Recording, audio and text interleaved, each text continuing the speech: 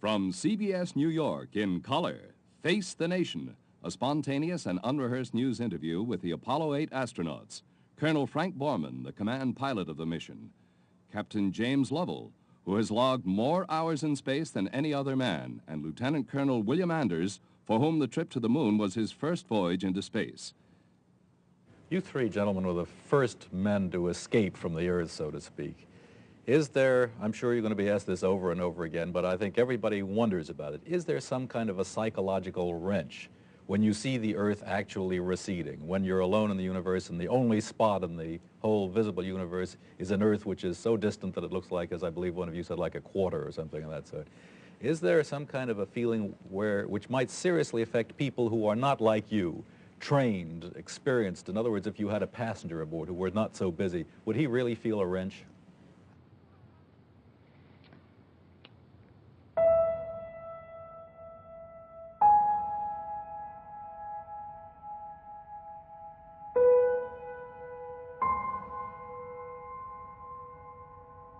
Never thought a bit about what it might mean to people on Earth.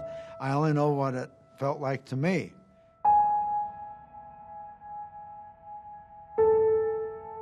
What they should have sent was poets, because I don't think we captured in its entirety the grandeur of what we had seen.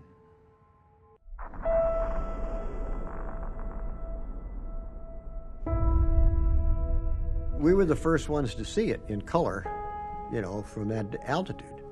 Nobody had ever seen anywhere close to that. I mean, at best, they'd see the horizon out like this.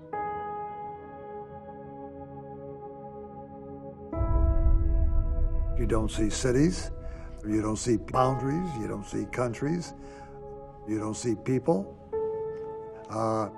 It looks like the place is uninhabited.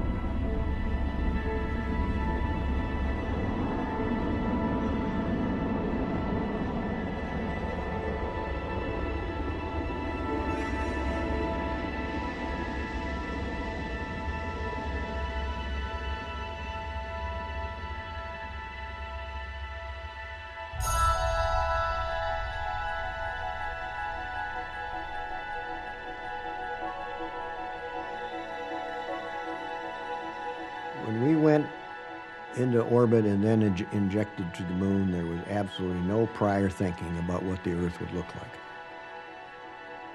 Zero. And it was only when we were separated from the booster and able to turn around and sort of catch our breath and float over to a window did I say, wow, look at that, to myself. And neither Frank nor Jim had ever seen anything like that either.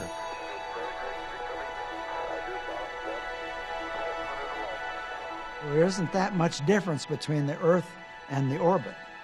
It's only when you get into deeper space that you experience the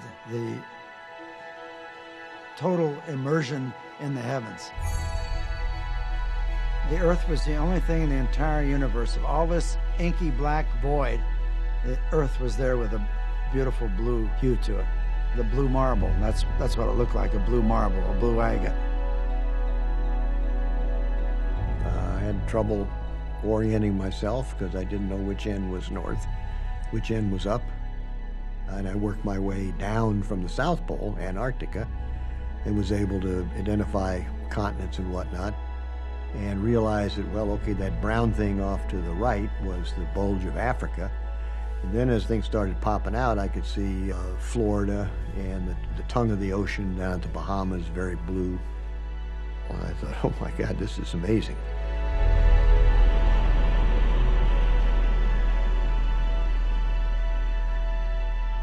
This was the first time that we actually escaped from the Earth. And at that time, I suddenly realized that everything in life is relative. When you're in a room, your world revolves around those walls. When you're outside, then your world revolves around what your eye can see. And suddenly, when you're in a spacecraft, you think in terms of oceans, of islands.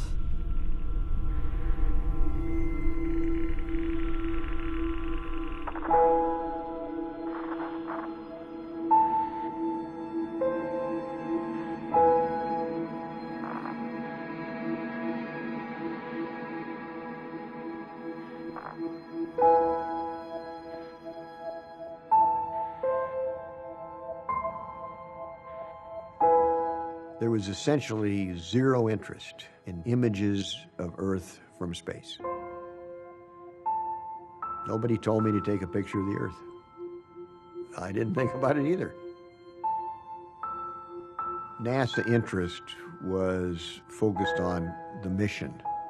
And particularly Borman was kind of anti-photography. It was just one more thing to divert the crew to actually completing the mission, which was to go around the moon and get back alive.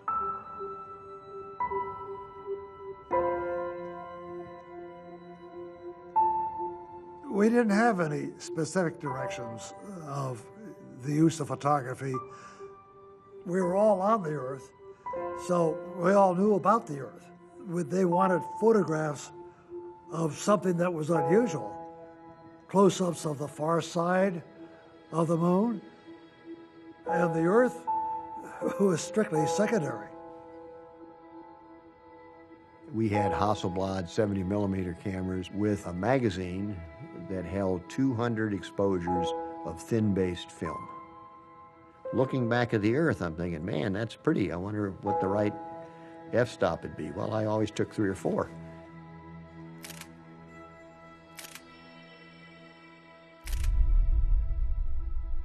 We had what today would be a very rudimentary TV system, a camera. This transmission is coming to you approximately halfway between the moon and the Earth.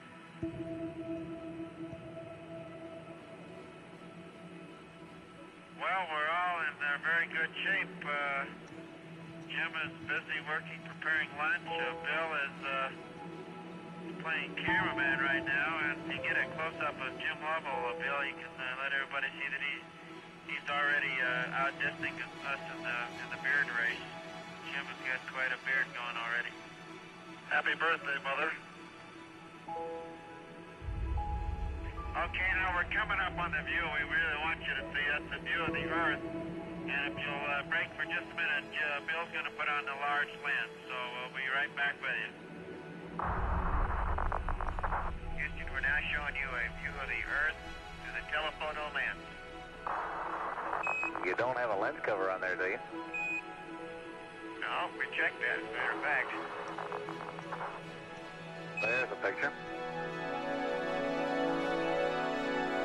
Didn't work all that well at first, but eventually people on the ground were able to see something that resembled an illuminated sphere called the Earth, and it wasn't high definition by any means. And just hold her steady. It's really looking good. I was wrong on things at times, and I was terribly wrong on the television. I didn't even want to take a television camera with us. That was stupid on my part.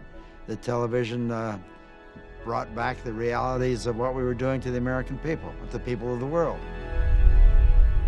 We've been 31 hours, about 20 minutes into flight.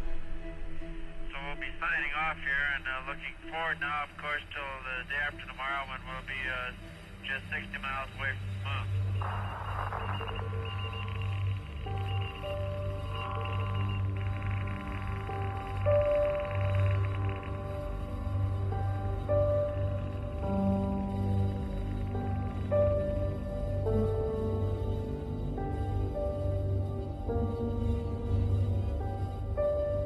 When you're in the space between the Earth and the moon, it's entirely different than when you're going around the Earth.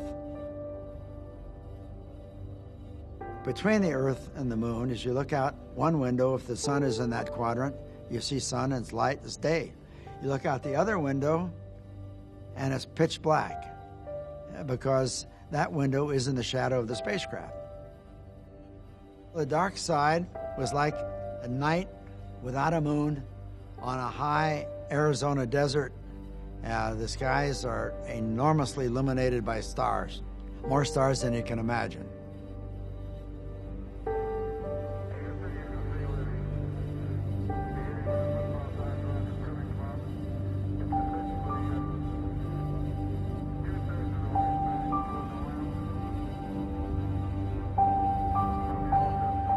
The moon is orbiting this way, and we're aiming for the front of the moon, the leading edge of the moon. The moon is going, as I recall, something like 3,000 miles an hour. And when we get behind the moon, we fire the rocket to slow us up so we will be captured by the lunar gravity. If we hadn't fired that rocket, we would have just gone back and slingshotted back to the Earth. Apollo 8 Houston, 1 minute to LOS, all systems go. As we came into the shadow of the moon, suddenly it was infinitely black. And I looked out and there were stars everywhere. And then as I looked out my side window, suddenly the stars stopped and there was this black hole. And the hairs went up on the back of my neck. And then I realized that that was the moon blocking out the stars. That was really black. And that brought up a animalistic feeling. We were looking at a portion of the moon that human eyes had never seen before. The moon might have been what the Earth looked like before life. Like we were back at the beginning. I can remember feeling that way. It was a poignant moment. Space is black. Black. Ink black. Velvet black. There is no color to space, just as there is no color to the moon. The moon is all shades of gray.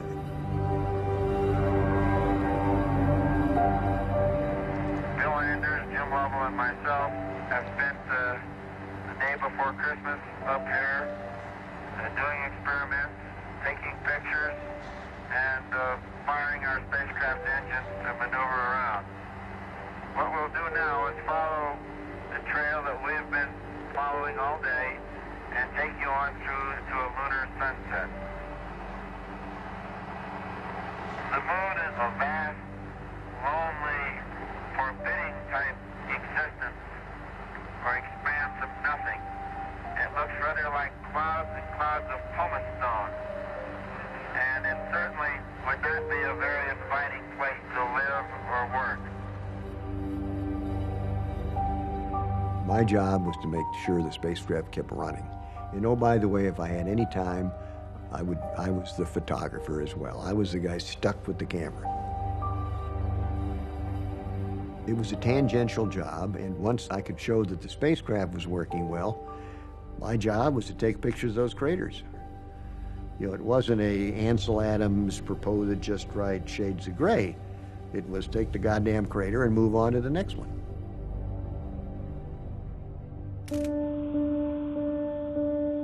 I started out setting up the cameras and taking pictures according to my photographic flight plan.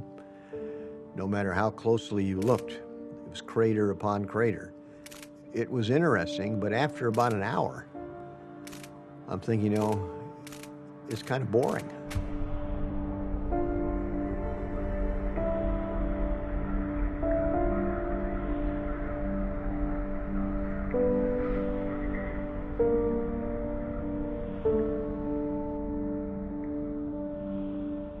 We've been spending all these revolutions looking at the moon. Then as we come around this non-inviting place, we look up and there's the Earth.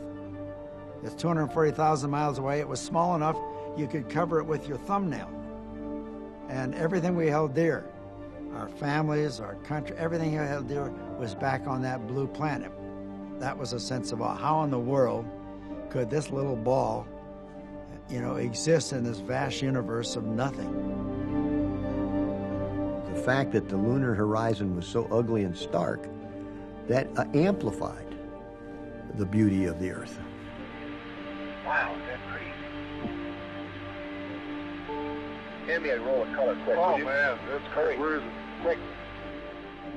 We were all awestruck by the difference, the beauty of the Earth and its color against the blackness of space. Oh, that's a beautiful shot.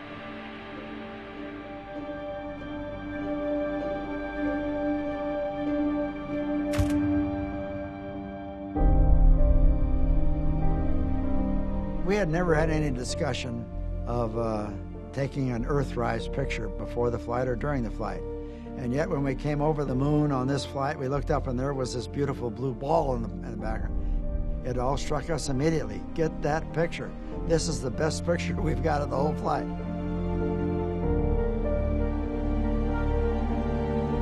It gave a contrast. It said that, hey, here are people looking from a different planet, looking back at what is our home.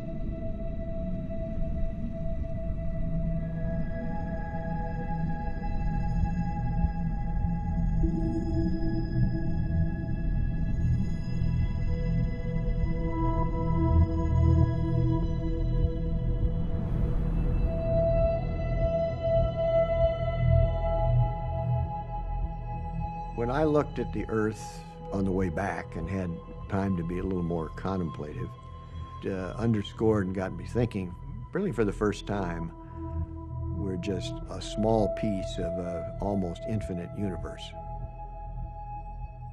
Before the flight, I was a Catholic and had communion from my old parish priest. But I must say that my faith was somewhat undercut as I looked back at the tiny Earth, and I imagined that if the Earth was the size of a golf ball, at 1 lunar distances, at 10 lunar distances, it was down to a BB.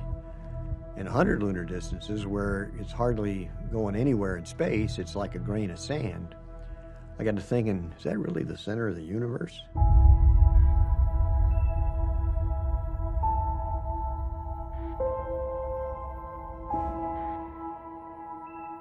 When I was around the moon and I saw the Earth, I realized suddenly how insignificant we all are.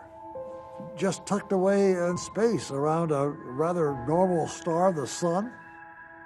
Probably just one of millions of stars in the universe. I personally thought that everybody would like to have that view as we did, to see the Earth as it really is.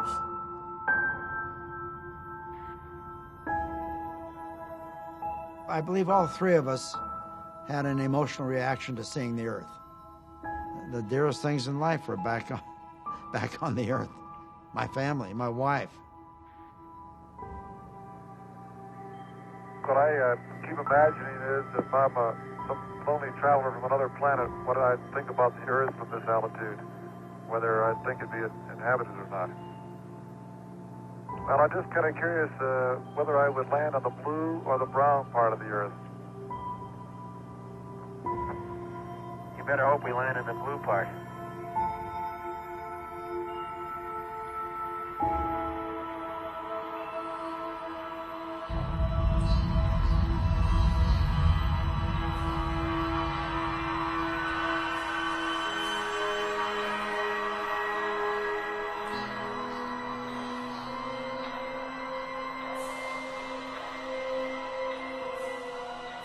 The target for the reentry was something like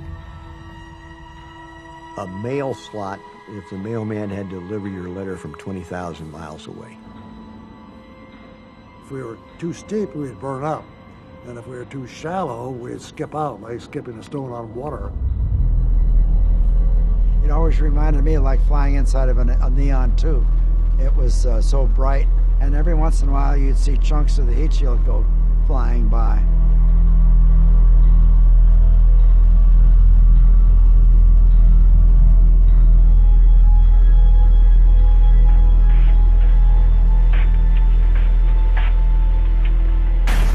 Goes the apex cover. There go the drones. Stand by to release the mains.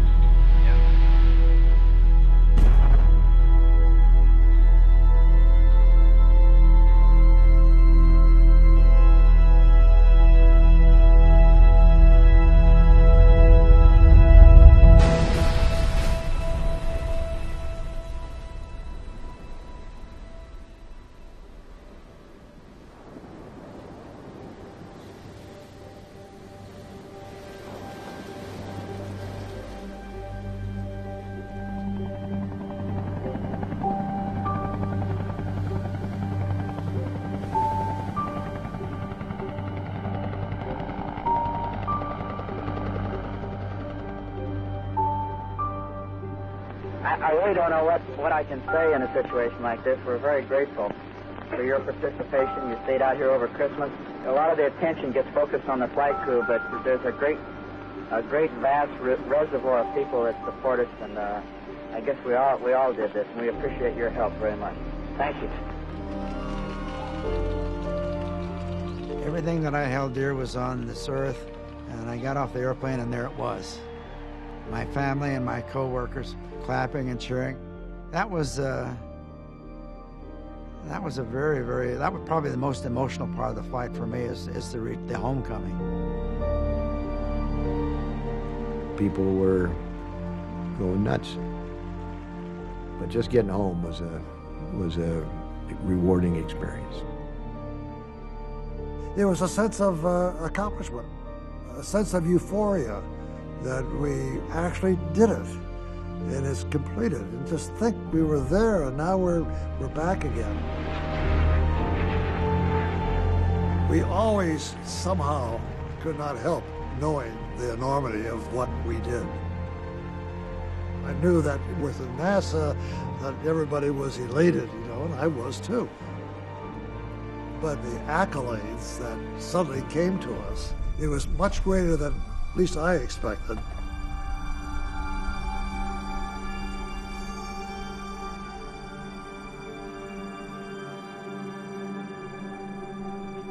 Now, the question that we always receive, what was the most indelible of you? What do you bring back? What do you remember after this flight?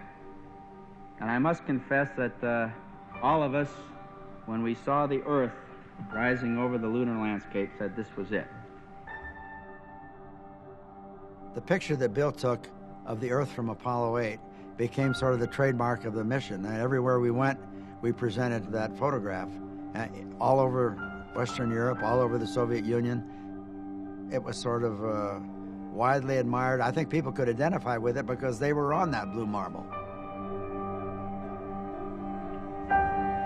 Photograph itself was the thing that everybody liked. I mean, it represented Apollo 8.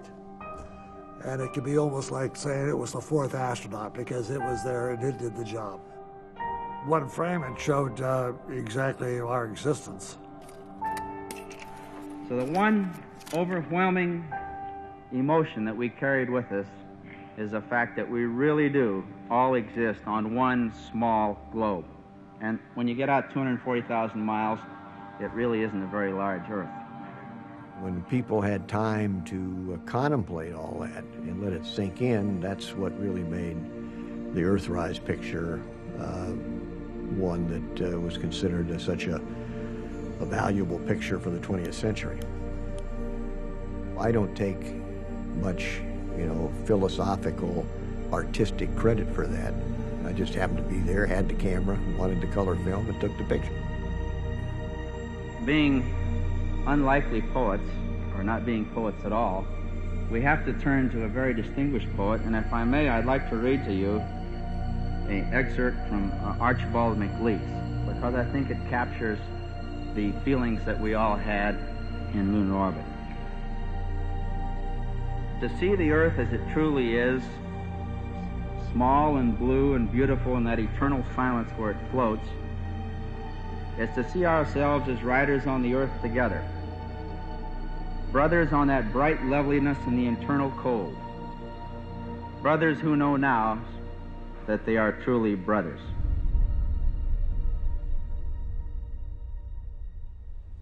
Gentlemen, since you've now established yourselves, by your own admission, as philosophers, I'd like to ask you a kind of a philosophical question.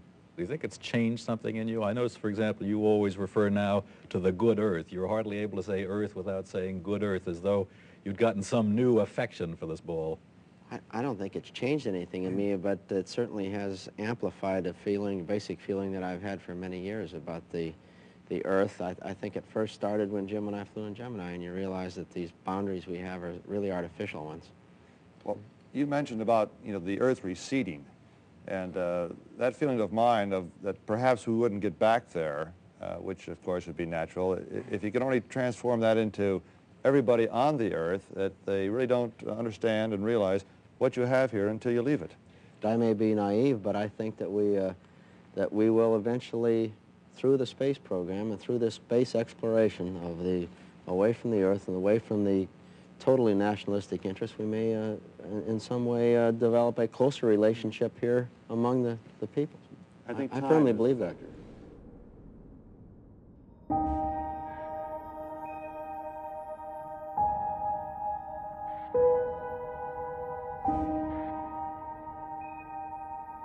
I don't think the Apollo program has yet brought as worldly a view, interlocking view to humankind that I had hoped.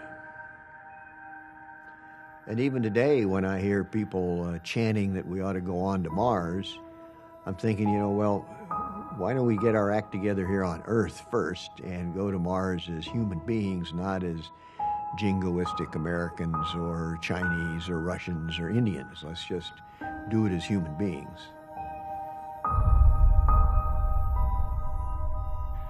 Makes me feel a little bit disappointed. We did something that ended up showing the Earth and its people exactly how we existed, where we are, that we were really here on Earth a spacecraft, and we were all astronauts, and whether we liked it or not, that like we were in spacecraft having to work closely together to accomplish the mission, down here we seem to not be able to do that. It was a very, very sobering look to see this beautiful little blue marble in the middle of all that darkness, and you realize how lonely we really are on this wonderful Earth. And I think it gave a lot of people hope and transcended national boundaries. Of course, things got back to normal rapidly, but at least for an instant in history, I believe that people looked upon themselves as citizens of the Earth